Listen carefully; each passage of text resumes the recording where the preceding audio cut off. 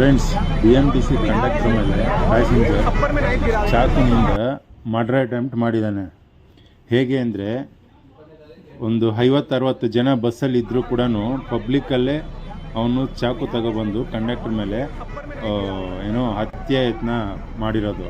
ಚಾಕುವಿನೊಂದು ಚಿವಿದು conductor ಈಗ full serious ಆಗಿದ್ದಾನೆ, ಹಾಸ್ಪಿಟ್ಲಲ್ಲಿದ್ದಾನೆ. Friends, ಅವನ ಕಾರಣ ಕೇಳಿದರೆ ನೀವೇ ಶಾಕ್ ಆಗ್ತೀರಾ. ಬೆಳಗ್ಗೆ ಇಂಟರ್ವ್ಯೂಗೆ ಹೋಗಿದ್ದಂತೆ. ಇಂಟರ್ವ್ಯೂಯಲ್ಲಿ ಅವನಿಗೆ ಕೆಲಸ ಬಂದಿಲ್ವಂತೆ. ಇನ್ನು ಕೆಲಸ ಎಲ್ಲೂ ಸಿಗಲ್ಲ ಅಂತ ಹೇಳ್ಬಿಟ್ಟು, ನಾನು ಇನ್ನು ಹೊರಗಡೆ ಇರಲ್ಲ, ಜೈಲಿಗೆ ಹೋಗ್ತೀನಿ ಅಂತೇಳಿ ಬಸ್ಸಲ್ಲೇ ಸುಮಾರು 50-60 ಜನ ಇದ್ದರೂ ಕೂಡ ಕಂಡಕ್ಟರ್ ಮೇಲೆ ಚಾಕುವಿನಿಂದ ಚಿವಿದು ಸಾಯಿಸೋ ಥರ ಮಾಡಿದ್ದಾನೆ. ಈಗ ಕಂಡಕ್ಟರ್ ಫುಲ್ಲು ಸೀರಿಯಸ್ ಆಗಿದ್ದಾನೆ ಫ್ರೆಂಡ್ಸ್.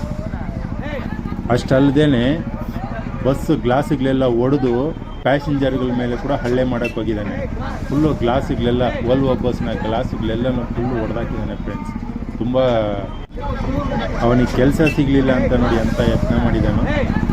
ಜೈಲಿಗೆ ಹೋಗ್ಬೇಕಂತೆ, ಅವನು ಜೈಲಿಗೆ ಹೋಗೋಕ್ಕೆ ಈ ಥರ ಮಾಡಿದ್ದಾನೆ.